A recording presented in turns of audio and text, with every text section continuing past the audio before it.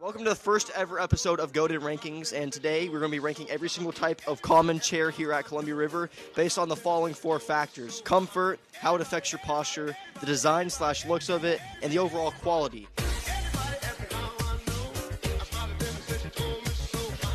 First chair we got is the ones that we use in video all the time. I would say the overall comfort, on a scale of 5, I'm gonna give it a 2. The posture, this got to be like a 1. There's no backrest, so like over time you're just gonna hunch over like that. The design and looks of it is also pretty mid. I like this little ring here. Actually, the ring makes it a 3. I'm gonna give it a 3. And then the overall quality of the chair is pretty average, but it gets the job done. So for that reason, I'm gonna give it a 3. I thought that would be cool. I don't know why. All right, so this is our next chair. It's another, it's just a pretty common chair. In terms of comfort, it gets a 3. I like the backrest. That's a big part of this. And the plastic, I don't mind it. The posture, I would say a 4. So I'm going to say design is like a 2. It's simple, so it gets the job done. For the quality of this chair, it's okay. I mean, it's about the most average chair you can get. So for that reason, it gets a 3. So next chair we got is the chair that is in all of like the advanced science classes in the 500 wing. Just sitting on it, this is probably the most uncomfortable chair you could possibly ever design. For comfort, it's gonna get a 1. As for posture, this is also gonna get a 1. I mean, there's no backrest. The design of this chair is also pretty bad. It gets so squeaky that it's just like annoying to have to adjust. And so for that, this chair gets a 2. Overall quality of this chair, it's gonna get a 2. The only thing saving it is that, I mean, they're somewhat new, but even then they still kind of suck. This is the next chair. It's the school cafeteria chair. I like that it's kind of big. It gives you a lot of space. And one thing I like about this backrest is it's pretty high up. So I'm going to give it a 4 for comfort. I would say in terms of the school, this is definitely the best posture type of chair, but it's not perfect. So I'm going to give it a 4. Is the design and the looks. The design isn't bad. It's simple. It's just super old and gray. It's okay, but I think it's the definition of pretty average. So it gets a 3. The overall quality of this chair, we've had them for some years now. And they haven't broken. They're available every day. So they're going to get a 4.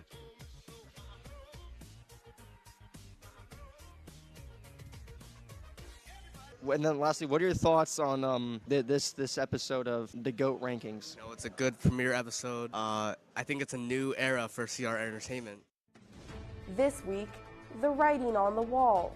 Vandalism is on the rise at River and in schools across Washington. This is our home. We want to keep this place looking like our homes. Students say bathroom accessibility is becoming a major problem. Toilets ripped out, walls falling apart.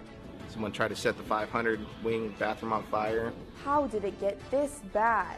CR News speaks with building operator Gabe Bravo about a situation which has become increasingly costly.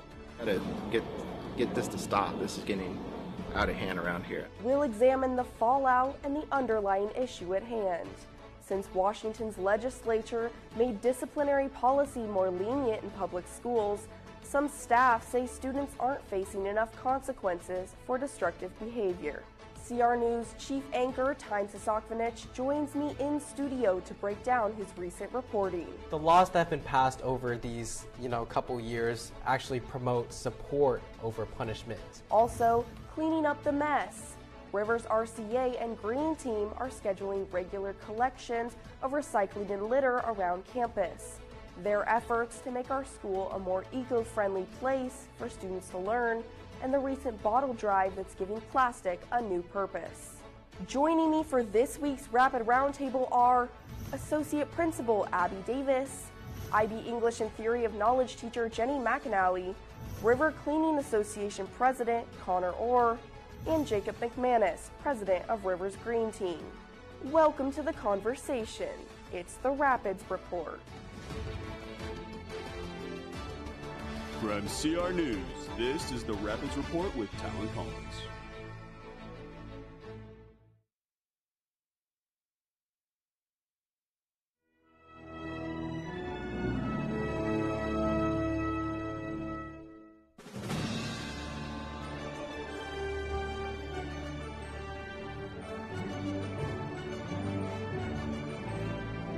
Soccer kicks off their postseason with a preview of tomorrow's game. Good afternoon and welcome to This Week. I'm Elijah Guerin. And I'm Niles Cowan. Also this week, we hear from some of our soon-to-be retired teachers in a reflection on their time here at River. We'll have a full report soon. But first in sports this weekend, after a highly successful regular season for Unified Soccer, they compete in districts. Both the player development team and the competitive team will participate, and if the competitive team wins districts, they will qualify for state later this month. Good luck, Unified Soccer. Boys soccer has had a very successful season so far, and heading into postseason, they look very strong. CR Sports Chief Correspondent Isaac Thompson reports. Isaac? Yeah, Niles, boys soccer is heading into the postseason, and looking ahead, they have high hopes for districts and further. The boys are going in with a lot of momentum as they haven't lost since the first game of their season. We're taking every practice serious, like getting ready for the game, preparing every day, watching film, and just doing what we can do to get better for every next game.